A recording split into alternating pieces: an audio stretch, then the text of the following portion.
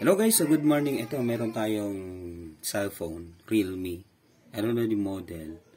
Pero sabi ko kay customer, siya na lang yung bumili ng LCD para makamura siya. Ayan, dumating na daw yung LCD at ito yung LCD. And so sa tingin ko fit naman siya. Basta sabi ko sa kanya, kung bibili ka, dapat exact model. Na dapat makita mo yung model mismo. Ayan. So, kahit kayo, kaya nyo itong gawin sa bahay nyo. So, lalo na kung nabaklas na yung LCD, madali na lang yung palitan. Right? So, paano nga ba magpalit ng LCD? Ganito lang yun. Siyempre, tanggalin muna natin yung cover nito. Tanggalin muna natin yung kanyang pinaglalagyan ng. Diyan muna natin yan. Yan. So, tanggalin muna natin yung case. Yan. Gamit na lang kayo ng matulis na bagay or anything na pwedeng makabungkal. Ganito. Ingatan lang to guys. So, medyo ano kasi, kaya ang ginagawa ko ngayon, yung customer na pinapabili ko ng LCD. So, magkano yung charge ko nito? 100, 200, ganun. So, 150. Depende sa ano. Kapag walk-in dito sa akin, 100 pesos yon. Pero, pag pinick up ko, 200 yon kasi syempre gasolina at abala pa din. So, yun. Ganun lang tayo kamura magsingil, guys. So, mabuti na yung medyo mura para at least hindi napapamura. Hindi napapamura yung customer natin. Alright, ayan. Nagsipagtanggalan na.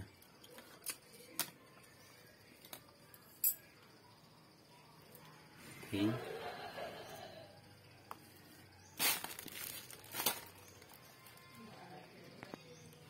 So yan, tanggalin muna natin itong kanyang ano ba to?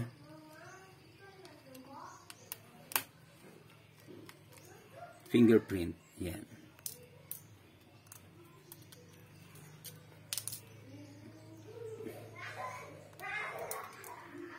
Para mas mabilis. Parang sinisikmura ko ngayon guys. Parang ang taas-taas na ng acid ko talaga. Then, sunod na gagawin natin, ito na, sa battery. So, yun na yun. Ito lang, baklasin mo lang yung sa battery. Ito. Then, ito, yung green na yan. Tanggalin mo lang yan, ganyan. Then, itong white na to na plastic, tanggalin mo din. Kasi nakadikit lang yan dyan. Yan. So, before, ibalik muna natin ha. Tingnan muna natin pala kung charging ito. Kasi mahirap na ano. So, tingnan muna natin. Tingnan natin sa ating charger. So, charger natin. Parang hindi kita. Okay. Tingnan natin kung charging siya. Charging. Ayun. Charging naman siya guys. Yan, nag-vibrate lang, nag-vibrate siya pero walang display. So LCD talaga yung problema. Ayan. So charging siya, charging. Right. Sige.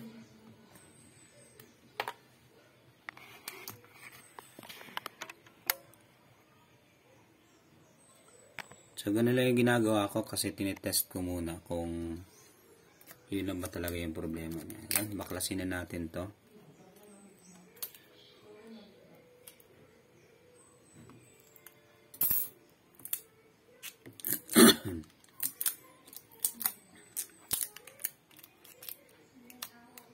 Then, yan. So, pag nabaklas nyo na to, yung plastic na yan, ito naman, ito yung magsisilbing ano natin. Yan. Huhugutin mo lang siya, guys. Ganyan lang. Yan.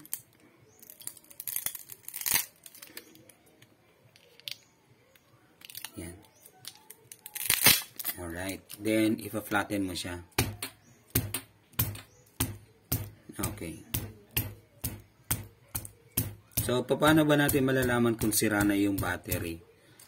Dalawa yon. Pwedeng kapag butog na siya, so sira na yung, pwedeng mabilis na yun malobat.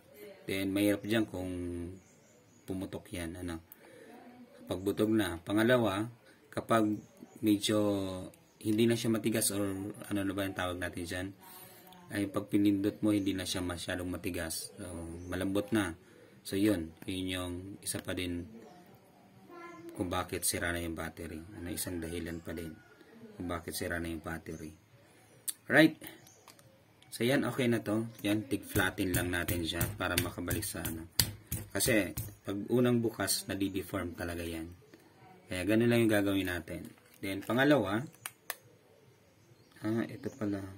Saan ba yung LCD nito?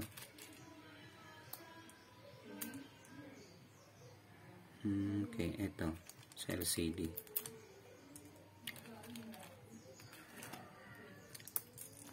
Ito, sunod. Ito naman. Tanggalin natin to. Balik na lang natin mamaya.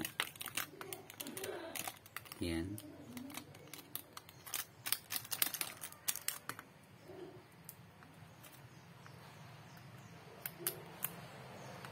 Yan.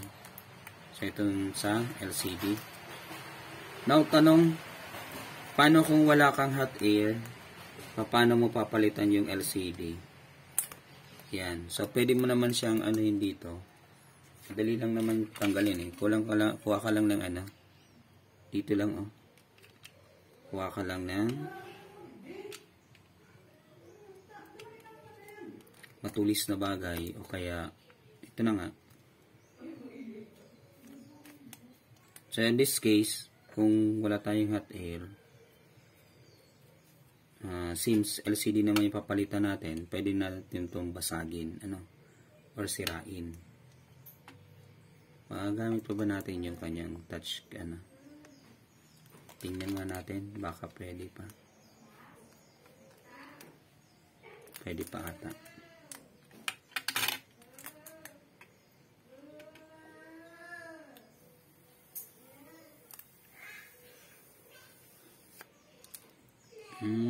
Ito lang yung nabibili sa nabibili din to sa online.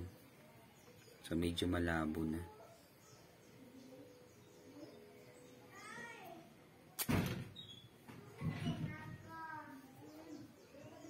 Oh, pwede pa to.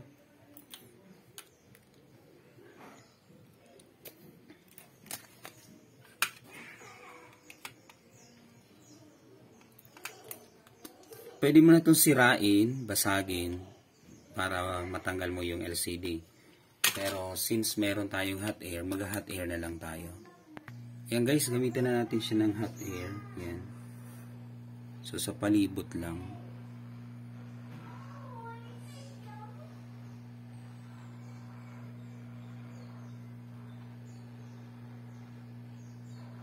Common problem ng isang cellphone kapag no display LCD yan. So, paano ba nangyayari yan? Pag nababagsak, kahit pa hindi basag yung LCD, pag nabagsak yan, yun yung problema. Pag naiipit, yan. Minsan, factory defect. So, nakakaroon ng factory defect. Pero, mga 5% lang yun. Out of 100%, 5% lang nangyayari yun. Right?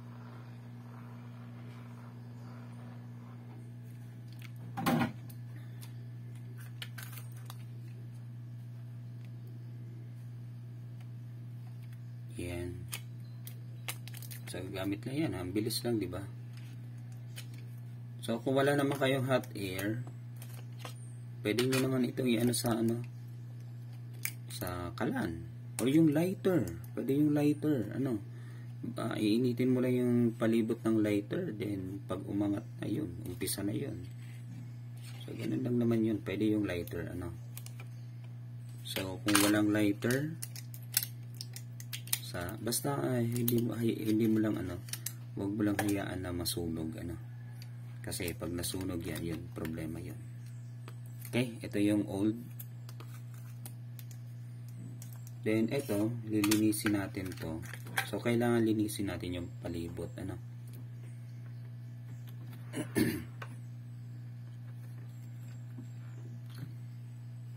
So, lilinisin ko siya. Hindi ko na kasi masyadong kita.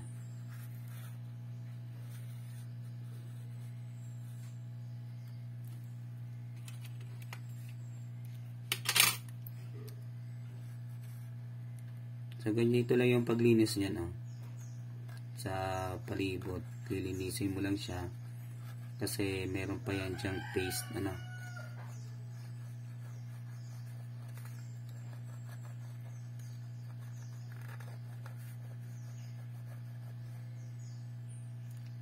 So, meron pang paste yan. Sige, linisin ko lang to. Right, ayan, nililinis pa natin, guys. Kasi bakit ba kailangan linisin? Para lapat na lapat yung LCD natin. Yung papalit nating LCD. Kasi pag hindi yan lapat or medyo umangat, so nagkakaproblema yan. So dyan nag-uumpisa yung problema. Kaya kailangan linisin mo siya.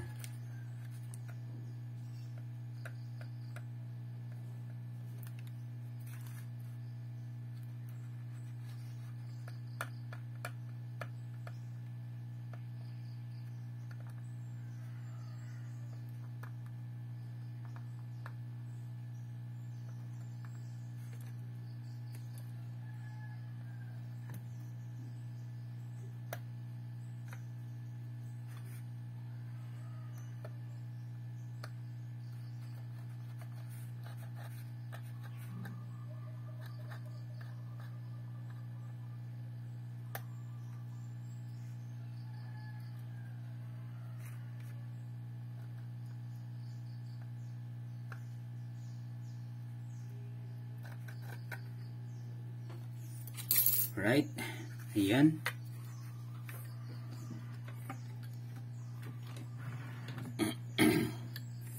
Nalinis na natin, guys. Ngayon, lagay na natin yung kanyang, compare natin yung LCD. Okay. So, black lang yung ano niya. Pero dito na lang kayo magko-compare. Okay naman siya. So, sana may display. No. So, yan, dapat lapat na lapat siya. Kasi kung hindi siya lapat na lapat, magkakaproblema yan, kalaunan. Okay, test natin.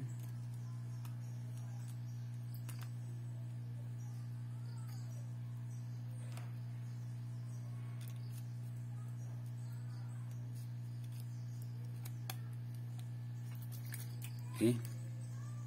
Battery.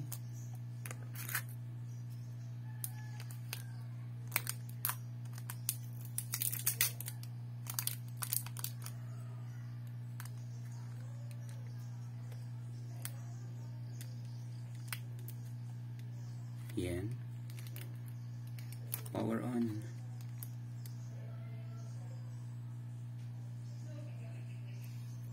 Yun. So, may display siya, guys. Ngayon, may display siya, di ba? Tingnan din natin kung smooth ba yung pag-touch niya.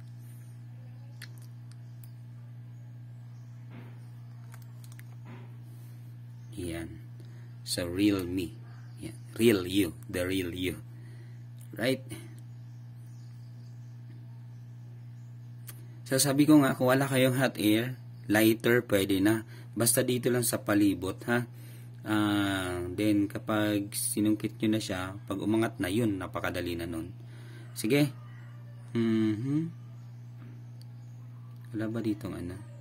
1, 2, 3, 4, 5. Okay. Delete natin. 6, 7, 8, 9, 0. Delete natin. Okay. Very good naman yung kanyang LCD. Wala namang problema. Yan. So, turn off natin.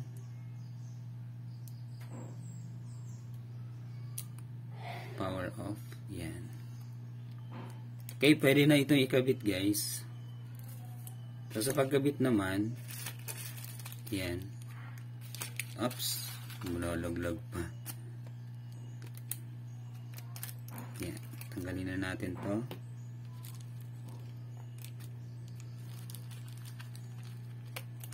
So, pwede naman iangat nyo na lang yan. Ganyan. So dapat may nakaabang na kayong ito. So may nakaabang na kayong para mabilis lang yung galawan natin, ano. Sa paper tape ang mas magandang gamitin kumpara doon sa plastic tape kasi masyadong dumidikit yung plastic tape, ano. Paper tape yung magandang gamitin. Sige, wala pa lang kasamang ano to, paste. So yung binili nila ay walang kasamang paste. Hanapin ko muna yung paste. So eto,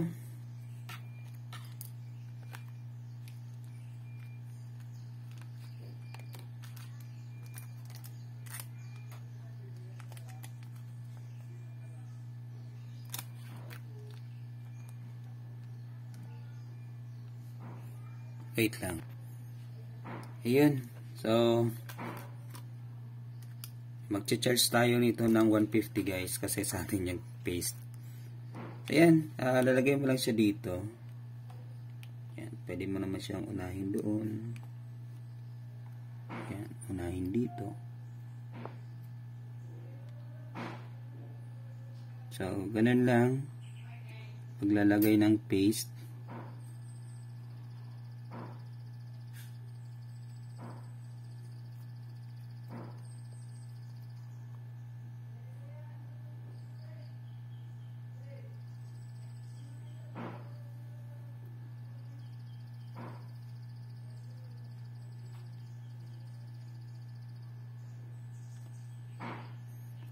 So, mas magandang gamitin na paste yung T7000.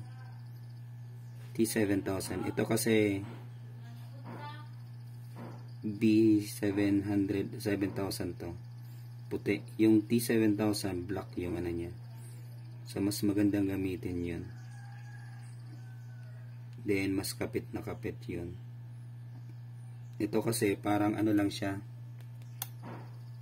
Tawag natin dyan.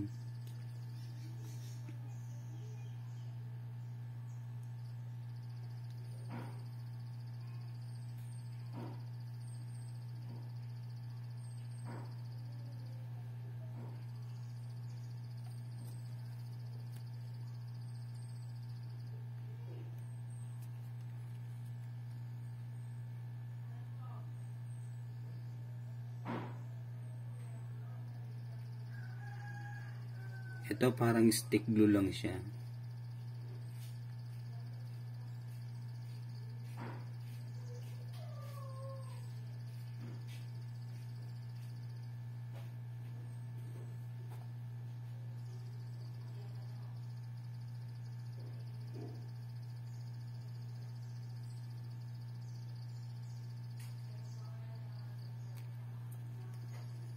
Alright. Yan. So, lagay na natin. Yung nga, dapat talaga lapat na lapat siya. Ano? So, ingatan nyo. Ingatan na lang. Then, ito. So, dapat, yan. Lapat na lapat. Yan. Then, yung sobra, punasan nyo na lang ng daliri nyo, guys. So, para at least malinis siyang tingnan. Yan.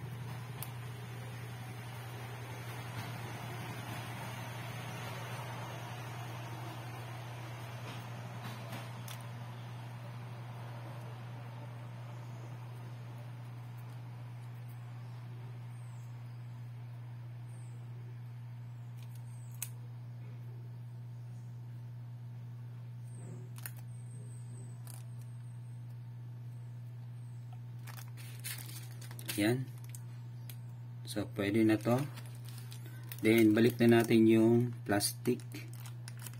Nagsipagdikita na yung plastic.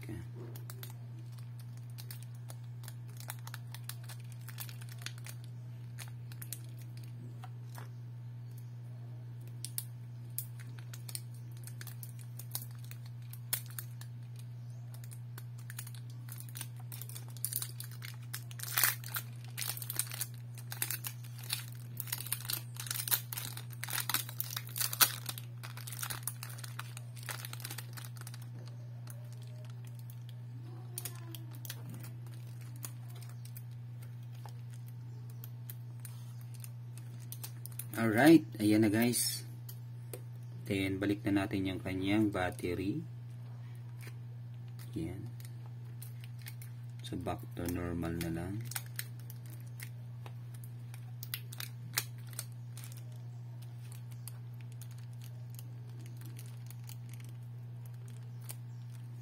Yun. Okay na siya. Then, that's it.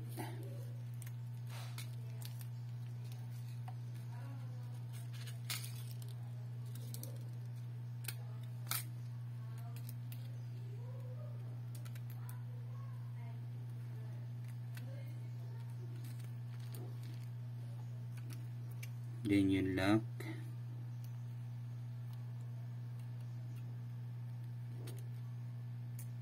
Medyo mahirap lang kasi medyo malaki yung ating daliri.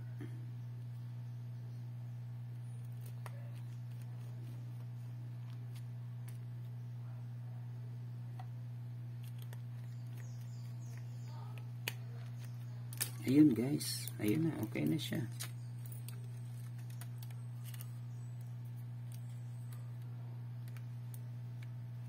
Ito naman dito, mga button niya naghiwalay na eh.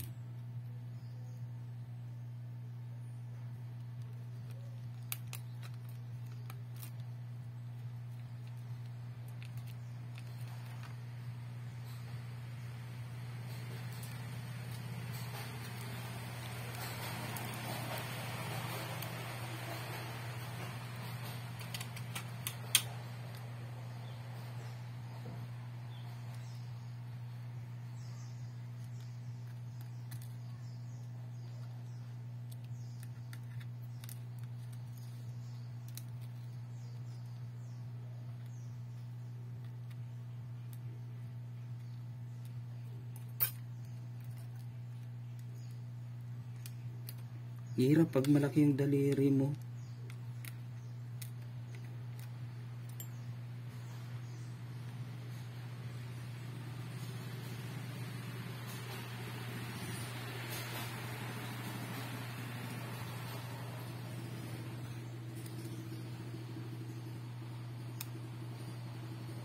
Ay, sa wakas. Ayun na. Then, lagay na natin to. Oops, natanggal pa.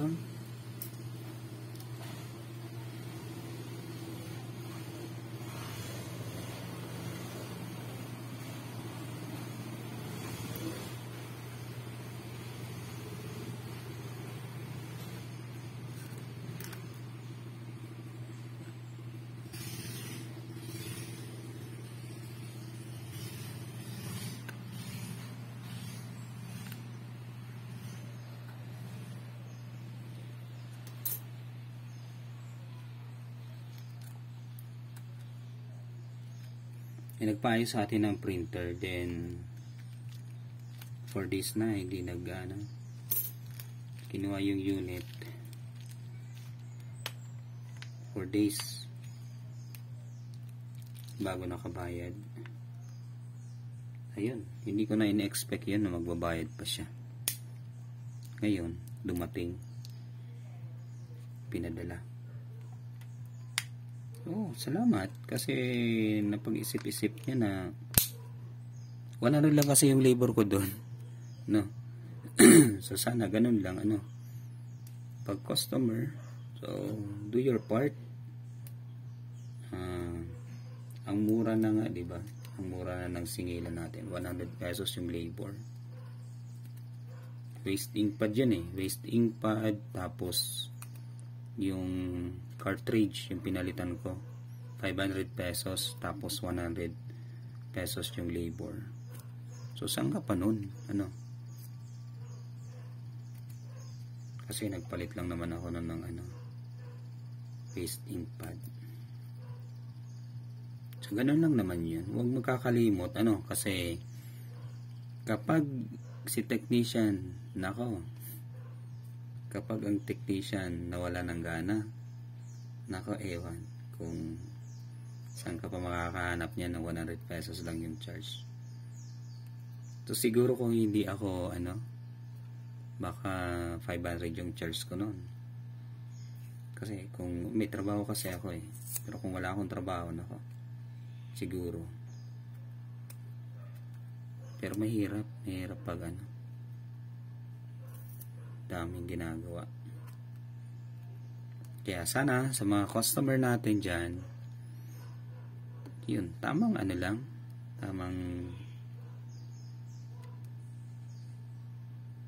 tamang bayad agad. Ano? So yan. Okay na siya guys. Yan. So antayin lang natin siyang matuyo. Then ito dadaanan natin to doon sa may-ari ano, kay ma'am. So shout out sa iyo ma'am. Okay na yung unit mo ma'am. So antayin lang natin siyang matuyo. Then that's it. Okay na siya. So ito sabi ko nga B7000. So bili na lang kayo yung T7000. Pang yun yung mas magandang gamitin. Naubos na kasi. Then ito free lang to. So yan. Thank you so much. This is always your Cotec Alan Altamarina signing off. So sana may natutunan tayo. This is applicable not only into this Realme cellphone but also in other cellphone. Ano? So kahit anong cellphone yan, sabi ko sa inyo, gamit lang kayo ng lighter para mas mabilis nyo mabaklas yung LCD. Much better kung baklas nyo yung LCD, so mas mabilis na lang siya. Ganun lang yun. Wala kayong ibang gagalawin. Thank you and good morning. Peace out guys.